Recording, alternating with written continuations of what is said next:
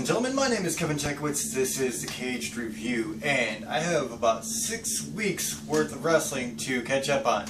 So I'm going to probably try to do like 3 or 4 posts a day till I catch up, because that's quite a bit. So I'm going to start off and do everything in order as it happened.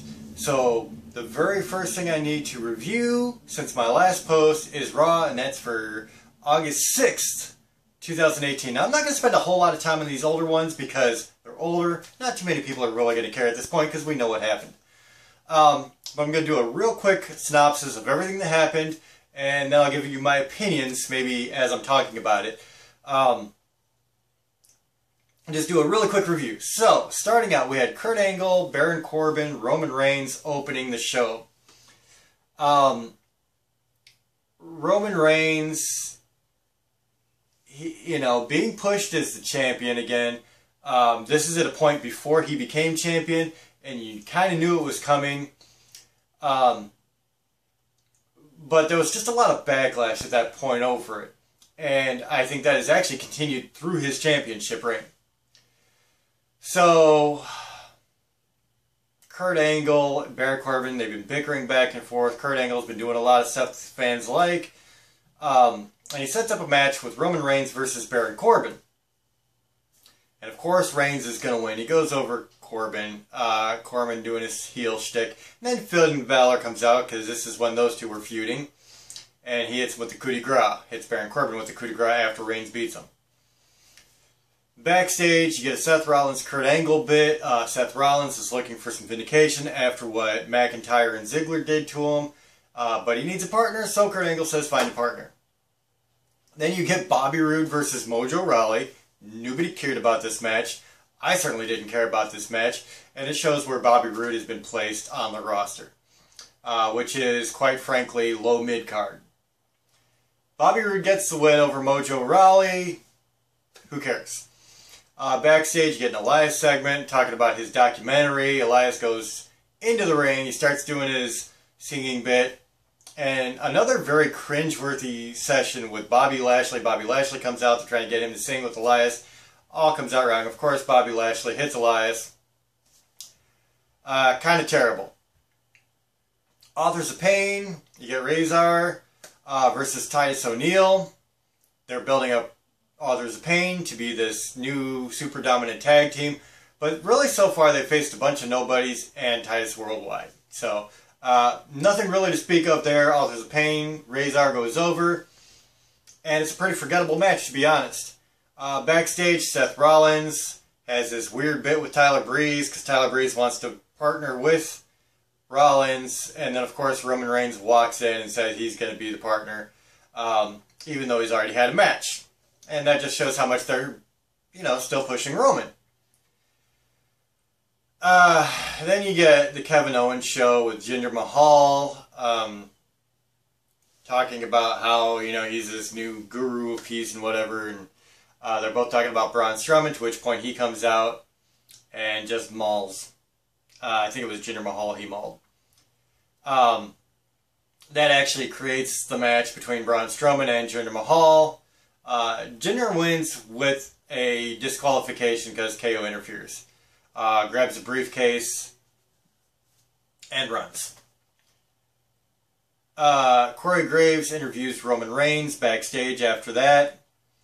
And I'm sorry, anytime you have Roman Reigns in a extended interview or promo, it's not going to work, and this didn't. No matter who they put with him, and Corey Graves I think is quite frankly the best in commentary right now, it's just not going to work. Roman Reigns cannot sell himself. I'm sorry, but he just can't. Then you get Drew McIntyre and Dolph Ziggler. They come to the ring. Backstage, Kurt Angle, Corbin, and Rollins have this weird little segment that they're doing while those two are in the ring. And it then becomes McIntyre and Ziggler versus Rollins. Corbin had said something about Roman Reigns cannot tag with Seth Rollins, so it became a handicap match for Rollins taking on McIntyre and Ziggler, and it was exactly what you would expect. McIntyre and Ziggler go over, and there you go. Then you get B-Team versus The Revival, Ivone, promo from the Revival. It's a non-title match, and the Revival win, and that sets them up for a championship opportunity. And then during the match, the non-title match, Bray Wyatt and Matt Hardy come out and attack both teams, and it's a double DQ. And then you get a really quick Paul Heyman interview talking up Lesnar for SummerSlam. And then the next match is Liv Morgan and Sarah Logan versus Bayley and Sasha Banks. I'm going to be honest, the Bayley-Sasha Banks thing just ruined everything for me. Because it's clear that the WWE creative team does not know what they're doing. With Sasha Banks at all, because I think she's one of the most talented women, if not the most talented on the roster. Like, when she came in, she had amazing matches with every single performer she was with, and she's relegated to nothing now. And all that time spending with the Bayley situation, are they going to finally have the big blowout? Are they going to make up, and it winds up just being they made up, which was a complete waste of a storyline. The big story here is Ruby Riott comes back from injury, and she helps the Riott Squad win. Alicia Fox with Alexa Bliss has this in-ring interview. It's kind of weird. And she faces Ronda Rousey for the main event. Alicia Fox with Alexa Bliss versus Ronda Rousey with Natalya. Not much to say about this. It's exactly everything that you would expect. You had both people helping interfere from the outside, and at the end of the day, Ronda Rousey is going to go over Alicia Fox. No surprise, that was the main event. The whole show was a mess. It was not very well written. It was not thought out at all in places, and some of the promos were honestly cringeworthy.